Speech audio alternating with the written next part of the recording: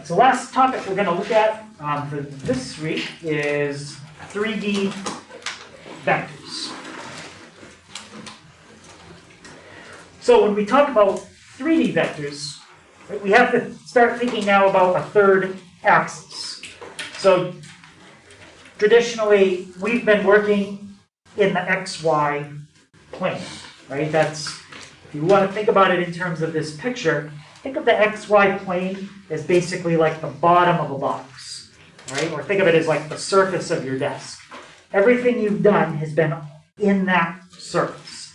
Now think about coming up off the desk. That's the Z-axis, 3D. If you want to visualize it, like which axis goes which way, this you can use your right hand, okay, because it's called a right-handed coordinate system, and your index finger points in the direction of the positive x-axis. Your middle finger would point in the direction of the positive y, and your thumb would point in the direction of the positive z. So if you point these two fingers, then the thumb automatically points in the direction of z. So in the case of like your desk, pretend like going left and right is your x, going forward and back on your desk is your y, and coming up off the desk is the z. If you do it with the left hand, it comes out backwards. Your thumbs point in opposite directions. So that's why it's called a right-handed coordinate system, to get the proper direction for z, the positive direction. 3D sketching is a little bit harder, so we're not going to really do a lot of 3D sketching. We're going to focus more on doing things with numbers. So pretty much every formula I give you today is going to say recall. We're going to remember how we do it in 2D, and then we're going to extend it to 3D. We're not even going to start with vectors yet. I just want to kind of get used to 3D and working with a three-dimensional coordinate first, and then we'll do something with vectors. So in 2D, remember, this is how you find the distance between 2 points. This is the distance formula. Well, what we want to look at is the distance formula in 3D.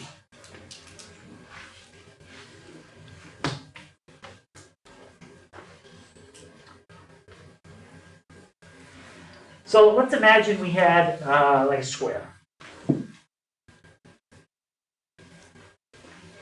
And you wanted to find the distance across the diagonal of that square. Well, you would want to find the two sides of the triangle, like this side and this side, and you can use Pythagorean theorem. A squared plus b squared is equal to c squared. What I want to extend that to now is finding the distance across between 2 points, but I want to do it in 3D. So imagine you had a box, and what we just did in this box is we found the diagonal across the bottom. This side would be A, this side would be B, and this side is C, okay, going across the diagonal of the bottom of the box. Now what I want to do is find the distance between the two spots where I'm holding it. So it's like the upper right side of the box down to the lower left. So upper right back to lower left front. So I want to go inside the box across that diagonal. And that's the distance formula in 3D. So let's take a look at that. So A, B, and C, when you're looking at this square right here, and again, that is a square, it's just perspective, the reason it looks like kind of a rhombus. That square in blue is this. Okay, that's that.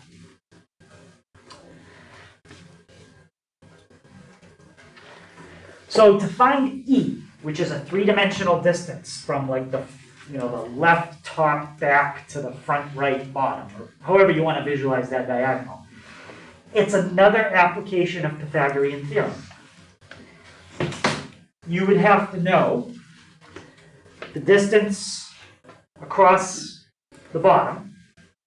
Then you would have to know the height inside. So if you had the distance across the bottom, and then you had the height on the inside, then you could draw in the diagonal. That's E. So what you could do to find E is basically this. C squared plus D squared equals E squared. That's Pythagorean theorem, but looking at the triangle inside the box in 3D. Any question on visualizing that triangle? So it's going across the diagonal on the bottom, it's going up the side, and then it's going from this corner down to this corner in the back. That's your triangle, and then inside. Now, C was originally found using A and B, right? A squared plus B squared equals C squared.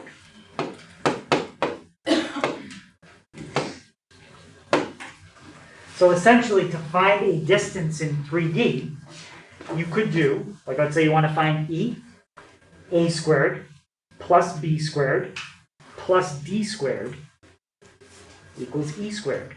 So a three-dimensional distance is really a double application of Pythagorean theorem. You do it once to find the diagonal across the bottom, and then you use that side, the height of your cube, and the 3D diagonal inside, and do Pythagorean theorem a second time. And that's why there's three things that are squared, because you've done Pythagorean theorem twice. Did I use the same letters? A squared plus B squared plus D squared. And if you want to take, the square root of both sides, let me just see if I can fix that. If you take the square root of both sides, then you can get rid of the exponent on the E and solve for it. So that's basically the distance formula in 3D. The double application of Pythagorean theorem. And whether you use ABD or ABC, you use whatever letters you want.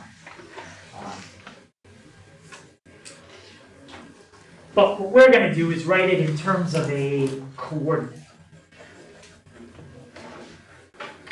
So we're going to take the formula that we have, and we're just going to make a small extension to it to get the third thing you need to square to do it in 3D. Okay, based on this coordinate, anyone think they know what the third thing that you would do under the root would be? Leon? Yeah, it would be Z2 minus Z1 squared. So we had to square three things when we did Pythagorean theorem in 3D. Here's your third thing. This is giving you the other side you need.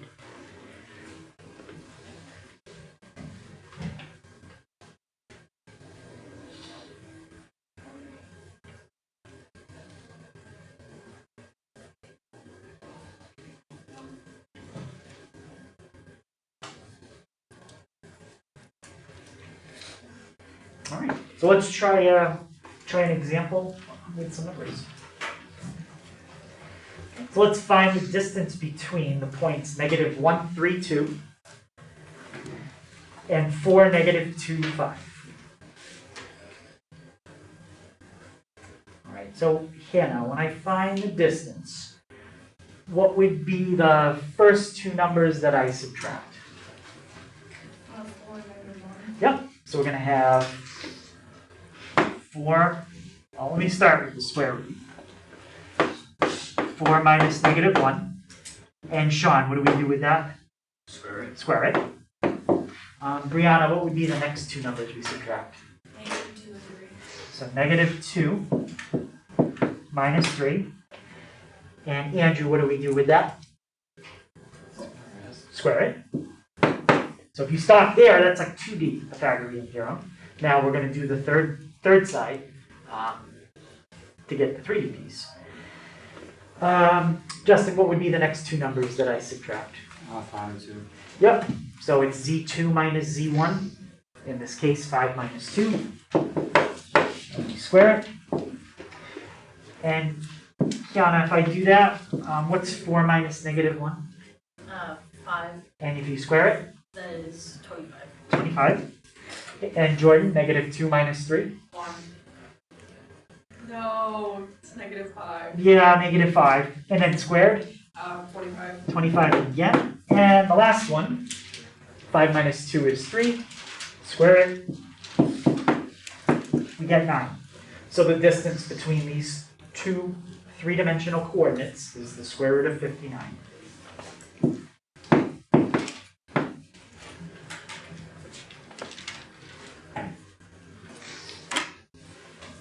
Any question on that? All right.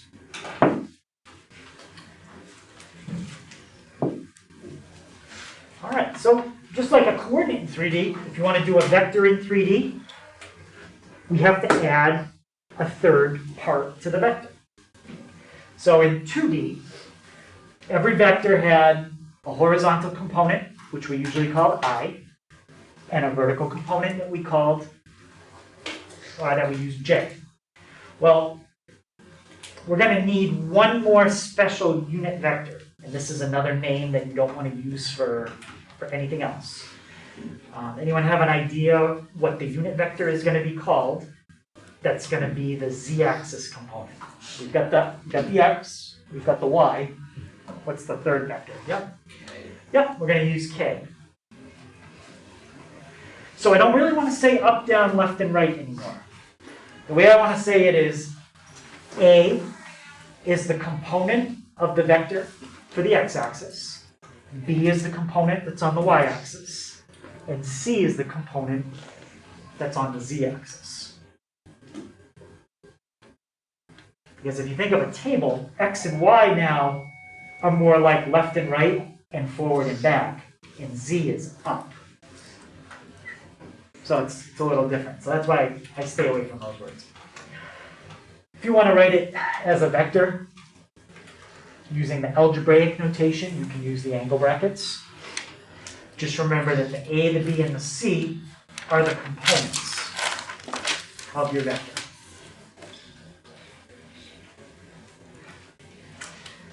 Now, the last thing we talked about on Monday was if you have a position vector. Oh, I said it. I was going to ask you, okay, well, you tell me this. Where does a position vector start?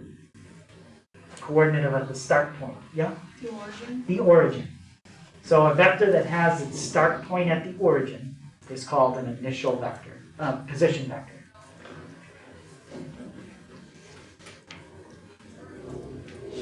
So a vector that has its starting point at the origin is called a position vector.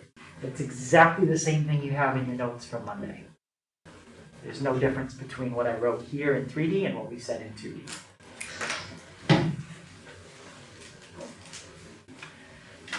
So next thing is I want to see if we remember the formula for a position vector in 2D, and then we'll extend it to 3D.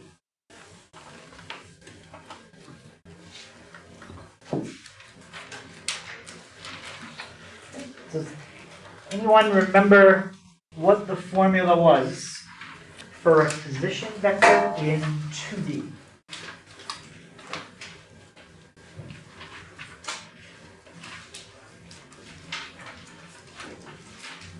It's going to be something with an initial point and a terminal point. And we do something with those.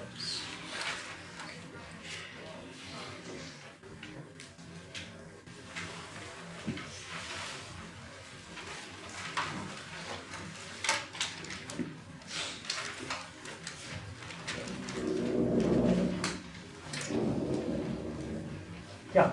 Is the initial point subtracted from the terminal point? Yeah, so can you tell me how you would actually do that if you used like the labels that I'm going to show under here using these? So it would be x2 minus x1, y2 minus y1. Yeah. So we got So x2 minus x1, comma, y2 minus y1. That's, oops, I messed up. That's using the initial point, that's x1, y1, and the terminal point, x2, y2. It is important that you do terminal minus initial because subtraction is not commutative. All right, so that was 2D. That was the last formula I gave you on Monday. Now let's extend that to 3D. This time, your initial point and terminal point will have a z component. So what do you think I have to add onto my formula to extend that one to be 3D? Yep. Z2 minus Z1. I need to put z2 minus z1 on the end of everything in the 2D formula. So you do the difference in the x's, comma, difference in the y's, comma, and now you have to do the difference in the z's. Okay, so as I think I mentioned, or someone asked about the reference sheet, you can have a reference sheet, and if you wanted to just kind of condense the formulas, I'd just put the 3D ones on there. Because if you have 2D, well, just block the z's, just ignore them. And then there's the formula in 2D. So the 3D is more general. Okay, so let's find the position vector between these 2 points.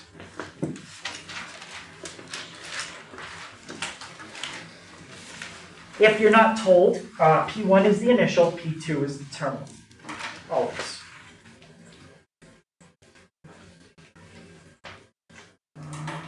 How about, Trevor, what's going to be the calculation for the x component of the vector? 4 plus 1. Yep, it's going to be 4 minus negative 1, which does turn into 4 plus 1, which is? 5. Okay, so we have an x component of 5. William, what's my calculation for the y component? It would be 6 minus 2. 6 minus 2, which gives me? 4. 4. And Jocelyn, my calculation for the z component?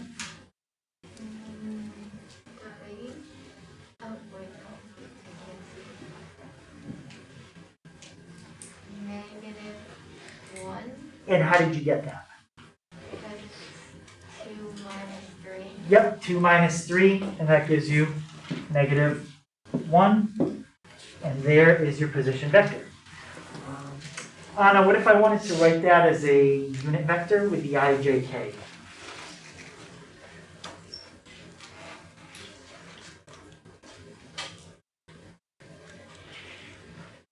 Did you just put it like 5i plus 4j minus 1k? Yep. You could do minus 1k, or you could just do minus k, that's fine. But that's the other way you could write your answer. Questions on that? Yes? What is it called when you write your answer like that? This bottom one, this is unit vector notation.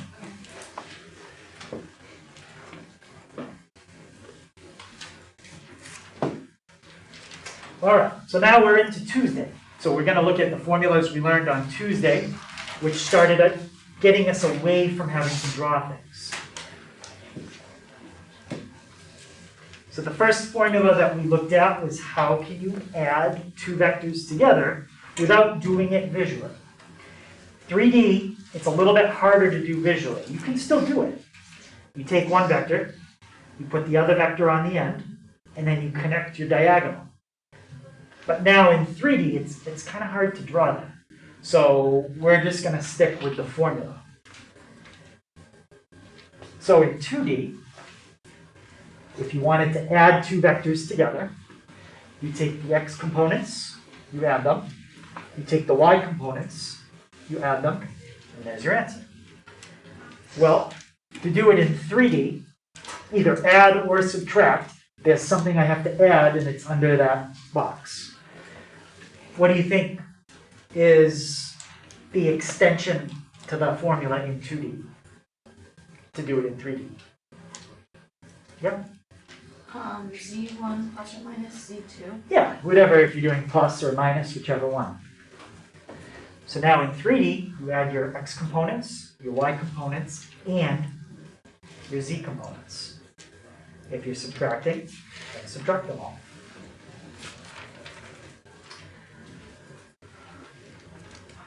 Okay, another formula we looked at is when you multiply a vector by a number. Anyone remember what we call that number? Yep, a scalar. So a scalar can make it longer, shorter, or flip the direction. And the scalar was like distributive property. You multiply your x component by the scalar, and you multiply the y component. Well, now you're going to have to extend it to multiply the z component. So you're distributing the scalar to each component in the vector. And what about this symbol? What does that symbol mean? Magnitude. Magnitude. And magnitude, if you wanted to think about it visually, is just the what of your vector. Yep. In a word problem, magnitude could be speed. It could also be force. It could be different things. But I'm thinking even more general. Like visually, the magnitude is the what about your arrow. Yep. The line. Yep, it's the length. And the length is always a number. It's not a vector. Length is like 56 is a number. So in 2D, your formula was using Pythagorean theorem. Take the x component, the y component, square them, square that, add them up and take the square root, and you get your vector, which is really hypotenuse of a triangle. Well, we're going to do the same thing in 3D. So in 3D, it's a double application of Pythagorean theorem. You're finding like a three-dimensional diagonal, like in the box again. So what do you think would be under that gray square to extend this formula to 3D?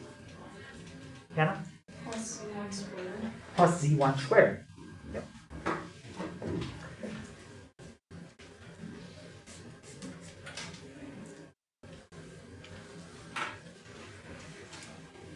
So x squared plus y squared plus z squared, and then take the square root.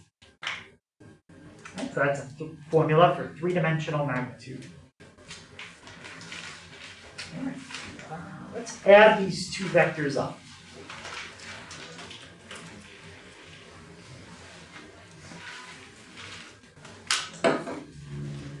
So Jason, if I want to add these vectors up, what would be the x-axis component?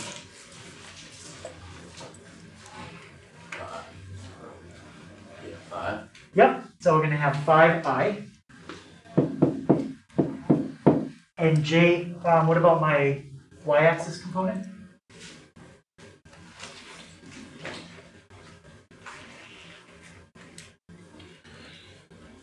So the 3 plus and minus 4 is still -1. Yep, so that's going to be -1. Or if you just want to do negative j, that's fine. And Sebastian, what about my z-axis component? 3. 3. And what letter is going to go next to it? Okay. Perfect. So there's the vector when you add v and w together. Questions on that one? All right, let's do a magnitude. Let's see if I can keep it on the screen. All right. Magdalena, what's the first thing that we usually, or at least I suggest to put down when you have to do a magnitude? Square root. Yep, let's put the square root. And Skylar, what's going to be the first number under the square root? Like first thing right here. 2 square root 2. Yep, so 2, well, wait, say it again. 2 raised to the power of 2. 2 raised to the power of 2. 2 squared. Lucia, my next number? 3 squared. 3 squared. And Eva, my last number? -2 squared. -2 squared. So 4 plus 9 plus 4 gives me a magnitude of square root 17. Questions on the magnitude? All right, let's do a scalar product. So we're going to take W and triple. So Tucker, if I triple W, what would my first component turn into? 9i. 9i. Okay. And Caitlin, my second component would be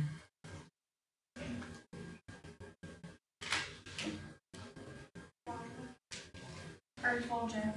what is it right now before you triple it? And what do you get if you triple that?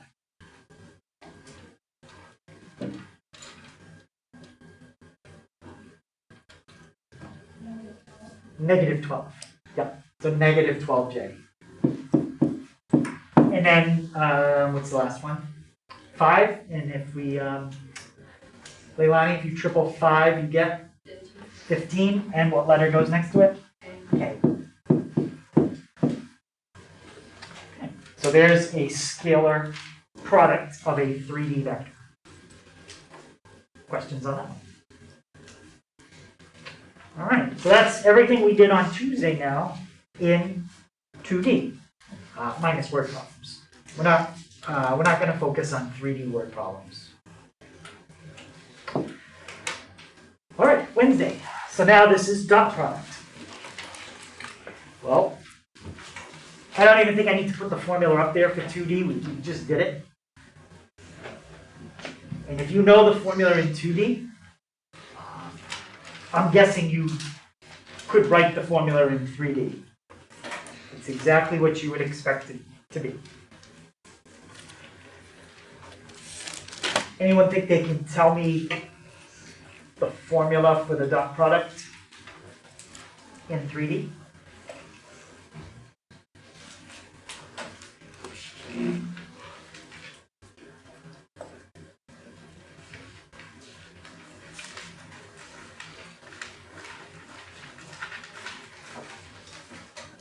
Yeah. It would be x1 times x2 plus y1 plus y2, or times y2 plus z1 times z2. Yeah, so it's exactly the same beginning as you had yesterday. The product of your x components plus the product of your y's. But now you also have to do the product of the z components. So just add that in. And that makes it a 3D dot product.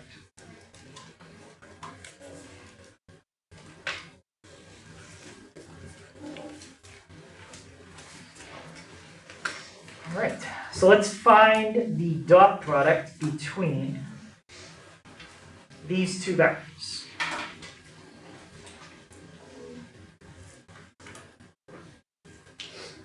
I minus 3j plus 6k and 5i plus 3j minus k.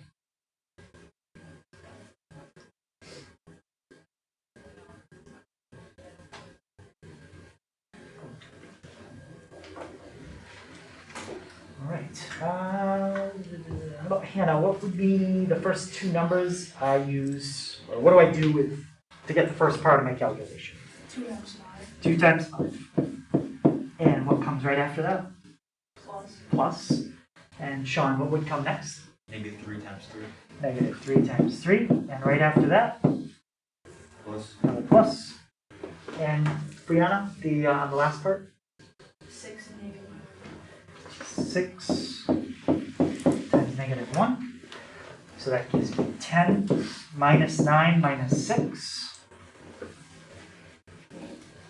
And what's 10 minus 9 minus 6?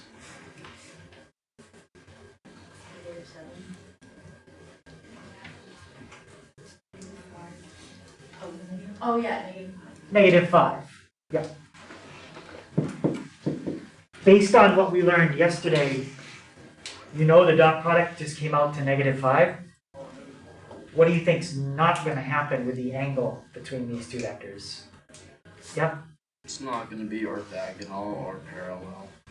Well, we Well, don't know. actually, it could be. Yeah, we don't, yeah, it could be parallel, we don't know. It could be. But it's definitely not orthogonal. Would have had to come out to what? Yeah, 0. Right, and the next thing, finding the angle between two vectors in 3D. So now we're at the last thing that really reviews what we've done all week. Okay, that's kind of what we've been doing, just reviewing everything in 3D. So to find the angle between two vectors in 3D, well, first you have to be given two vectors.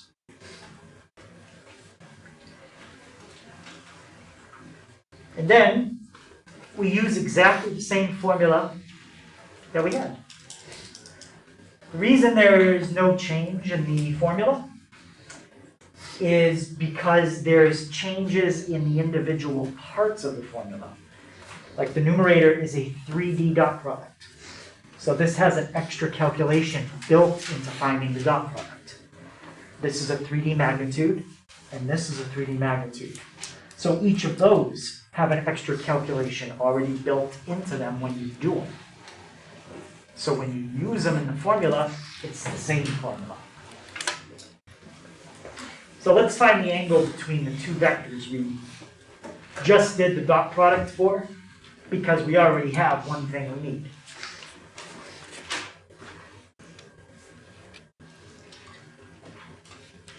Right, I'm just going to rename them to use the same names. 2i minus 3j plus 6k. That was V. And 5i, 3j, negative k. That was W. Find the angle between V and W.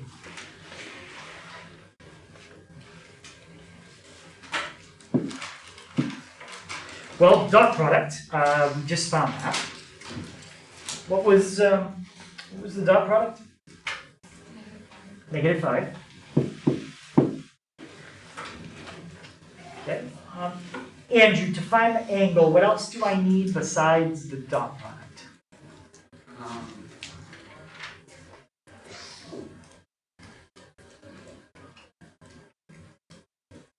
The magnitude, Yep, the magnitude of what? V and W. Yeah, V and W. Yeah, I got to do both. So let's do the magnitude of V. And then we'll do the magnitude of W. All right, so Justin, when I find the magnitude of V, what am I going to have under the square root? 2 squared, Yep, negative 3 squared, and 6 squared. 6 squared. And what is, I just did out what you said for squaring. What is 4 plus 9 plus 36 add up to? 28, 9. How much? Oh, sorry, that's 49. 49. And the square root of 49 is 7. All right, so we get the magnitude of V. And Kiana, can you tell me what you would do to get the magnitude of W? Yes, so it would be 5 squared, Mm-hmm. Bless you. which is 5, and then it would be 3 squared, which is 9, and then it's going to be 1 squared, which is just 1. It's just 1. So that gives me the square root of how much? 35. 30, yeah, I wish it was 36, but not quite. So we get the square root of 35. And Jordan, how do I set that up to find the angle? You're gonna put your dot product above the product of 7 and root 35. Like that? Yeah.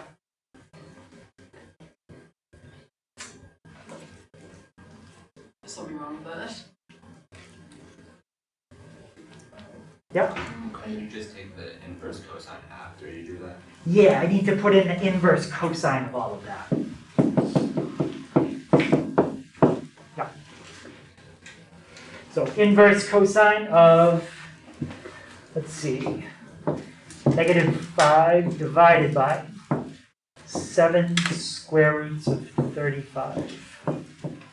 All right, so that gives you an angle of 96.93.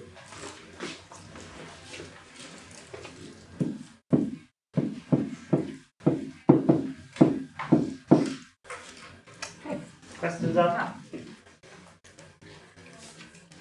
All right, so now the very last thing we're going to look at is a different type of product. And this is a product we haven't done before because it doesn't exist in 2D. It's called the cross product. Just to be clear about notation, that's a dot product.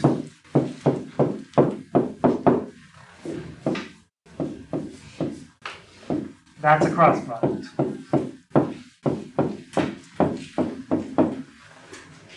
So when you do a cross product, the notation is a small cross. Try to make it small so it doesn't look like a variable. In the book, it'll be very clear because they make it small. So it's a second way to multiply two vectors together. Completely different from a dot product.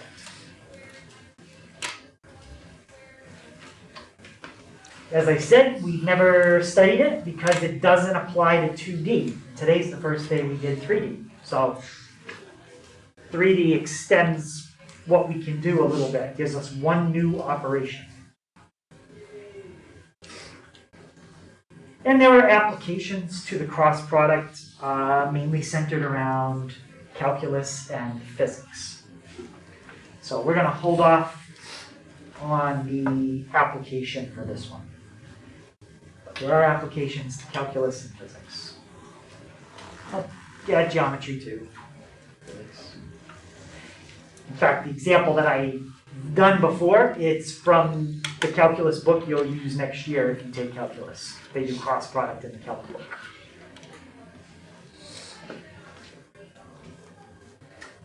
And that's the notation which I already mentioned. All right, so to calculate a cross product, you really need to be familiar with what's called determinants. A determinant is something you figure out from a matrix. We haven't really studied matrices a lot, and we probably don't know what determinants are. So there is another way to figure out a cross product if you don't know determinants, and that's called Saras Rule. Now, Saras Rule is very specific to calculating a cross product with 3D vectors. If you understood determinants, you could do a lot more stuff. So this is like a trick. It's like a trick that's going to help you do one specific thing, and that's it. So it's kind of limited in what it can do, but it's the simplest thing to explain without having to spend 2 or 3 days teaching you determinants in a matrix. Maybe 2 days. Right? So it's a visual. That's what Saras' rule is. So first, you start off with 2 vectors. The A, the B, and the C's will all be numbers when we do an actual problem. But right now, they're variables.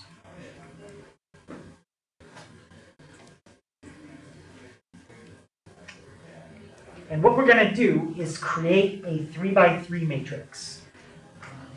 A matrix is just another name for an array. Or if you think of like a spreadsheet, like Google Sheets or Excel, that's like a matrix. It has rows and columns.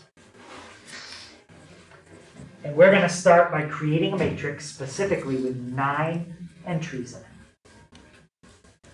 We'll have 3 rows, 3 columns.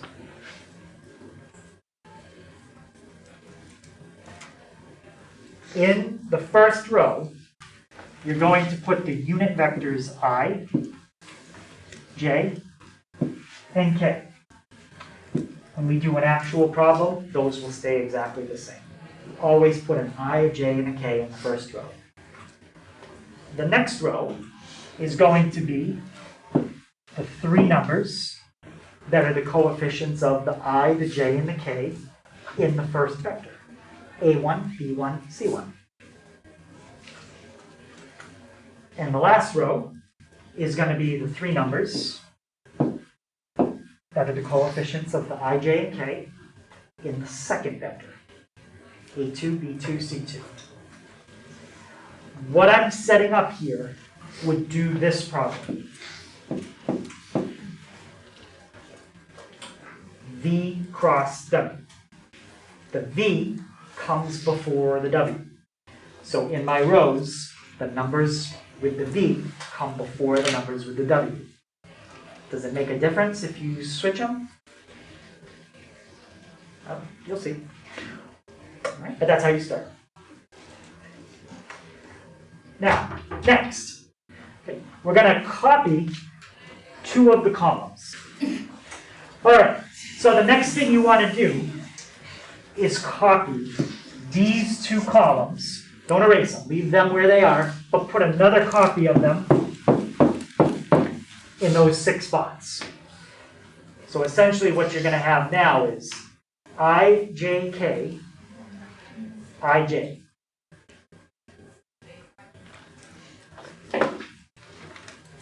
You can ignore the color for now. That's the next part. Okay, but you have an I, j, k, I, j, A1, B1, C1, A1, B1, A2, B2, C2, A2, B2. So that's what it should look like now. Questions on getting to that stuff?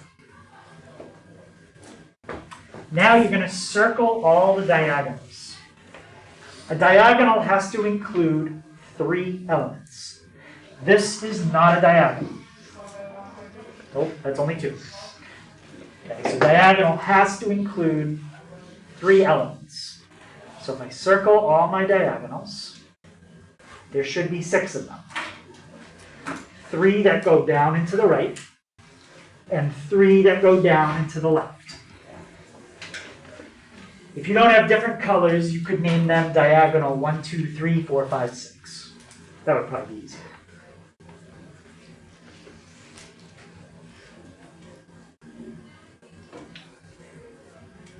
Now, you've done Saras Rule. That part of the problem is done. The answer to the cross product is in there. We just have to find it. So, using that diagram, you're going to do a calculation.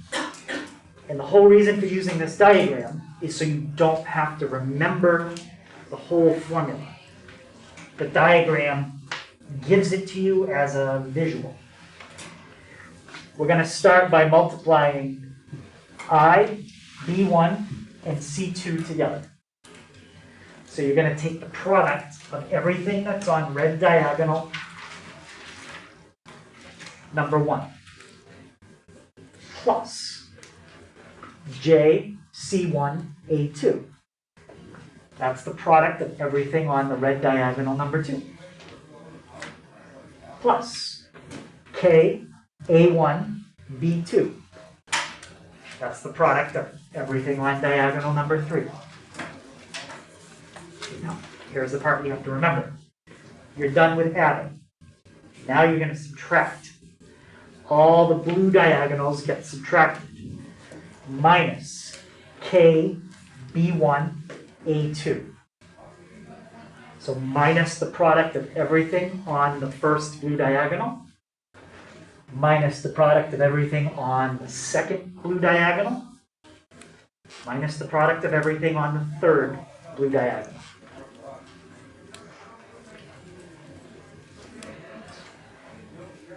So I think when we do it with numbers, it's a lot easier. Bless you. You just have to somehow keep straight. The red ones are added together and the blue ones are subtracted.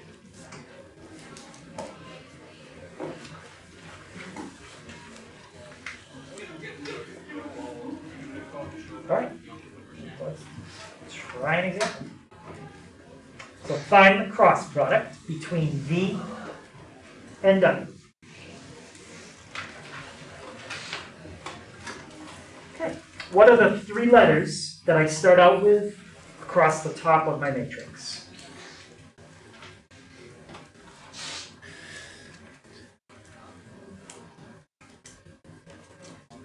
Yeah. I, J, K. What are the numbers that I'm going to put in the next row? What?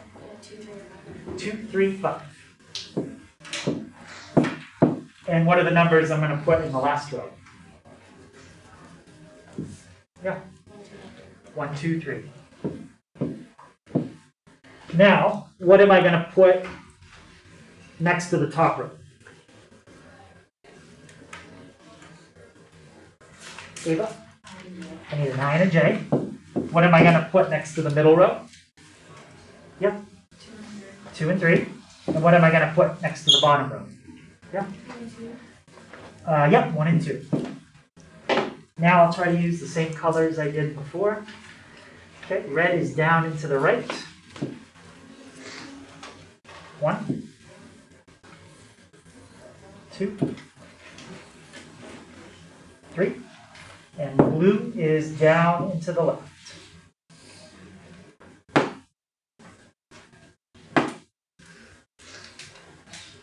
Okay. So let's multiply all the red ones and add them up. What's I times 3 times 3? 9i. 9I. What's J times 5 times 1? 5J. K 2, 2. 4K. Now switch gears, you're going to do subtraction. If you subtract a negative, okay, then it could turn back to addition, but that's not going to happen here. What's K times 3 times 1? And you're going to subtract it. What's I times 5 times 2?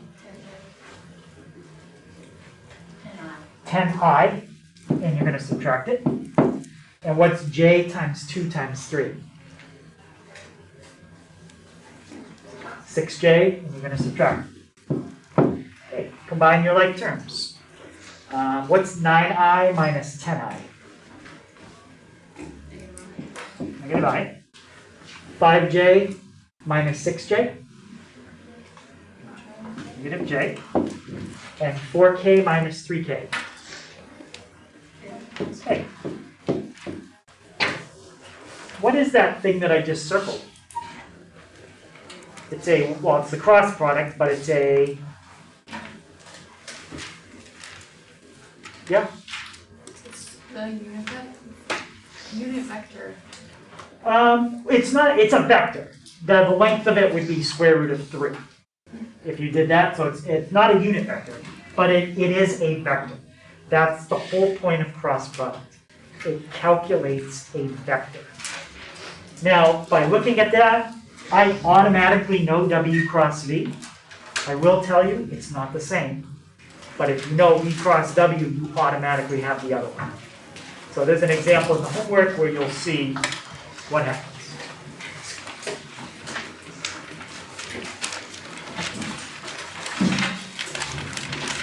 All right, so that is the homework for tonight.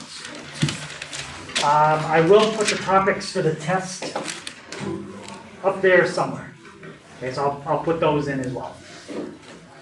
Reminder, I am after school today for extra help, in case anybody wants to come by.